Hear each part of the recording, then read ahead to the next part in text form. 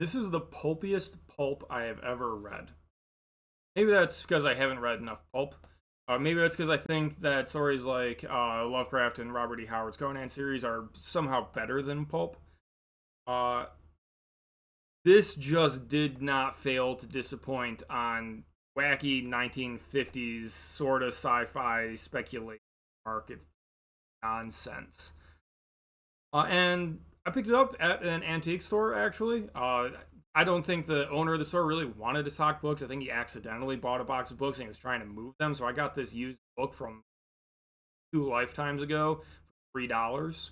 I just grabbed it because I like Robert Heinlein. He's the author of Starship Troopers, Moon is a Harsh Mistress, Stranger with a Strange Land, and those are more traditional science, what people think of when they think of science fiction novels, right? This is a pulp novel that I think sold for 95 cents back in the day, back when gas was cheap and there was optimism. Yeah, that was nice back then. I think. Uh, this actually predates the books he's famous for, and I get the impression that he was writing to market, and it clearly worked. He clearly got a name for himself and for his writing.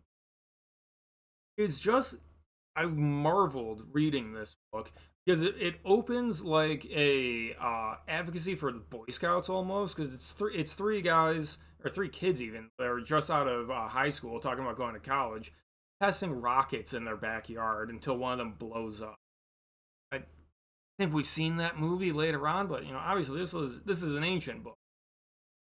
But it goes from there when one of the kids' uncles shows up and he's a PhD nuclear physicist, works for the UN, and my God, does this book like the UN?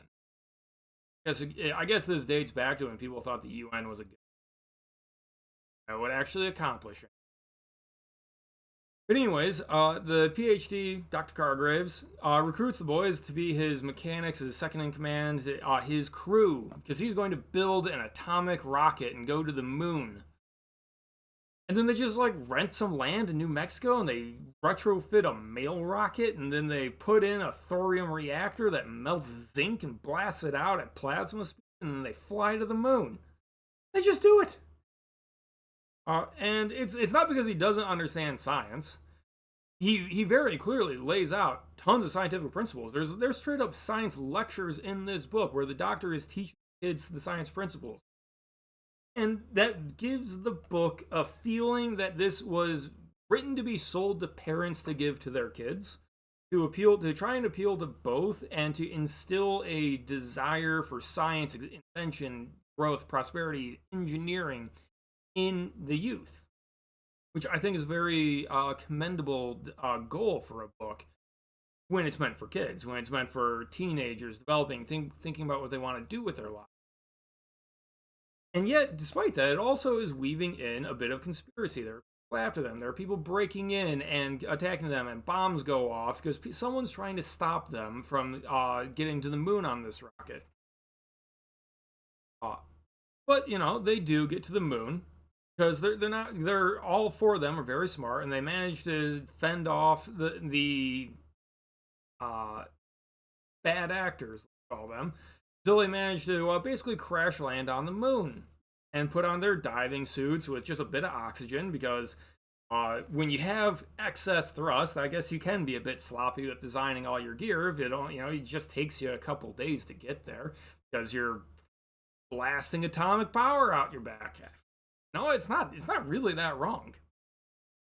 Everything about modern rocketry hinges on the fact that we don't have a good thrust to mass ratio.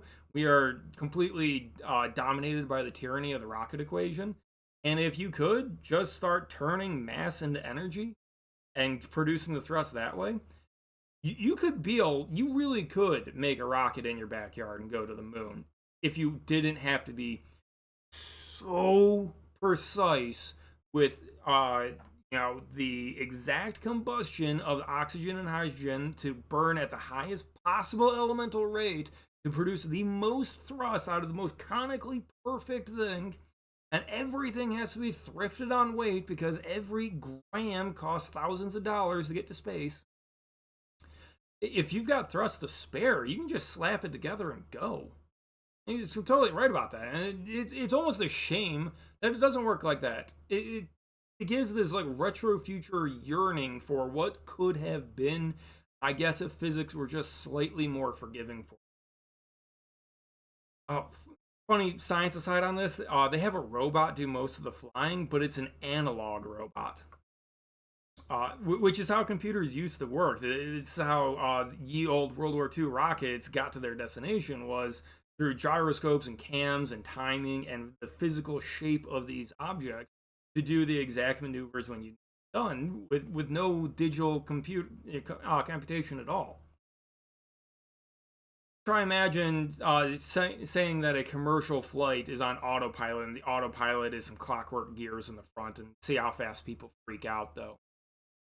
It was just a different time. Now, what I've explained so far probably doesn't sound that pulpy, that ridiculous. It may even sound a little boring. And then it just goes crazy at the end, like in the last, I don't know, 60 pages of this short novel. Because they land on the moon, and then they're not the first on the moon, and then their ship gets blown up by these other people, and it turns out that there's a secret Nazi base being built on the moon so they can nuke the world capitals and take over the Earth. And it's just these four good American boys that have to grab their grands and go kill a bunch of Nazis. And like, I just read a book about flying to the moon with your friends to shoot Nazis and save the world. This is the pulpiest pulp, okay? And that's not a bad thing. In fact, I really want to recommend this book to anyone out there that is interested in creating stories, be it books, comics, movies, whatever, as a little piece of reference on how you can tell a story for a very obvious, like, intentional goal of having a positive impact on the young reader. And the ways that it's done, the things that are portrayed, and the merits of the father and the uncle, and the way the parents are portrayed is all like over the top healthy to the point of it feels unrealistic by today's standards, but that in the 50s really not actually. Copyright 1947 for the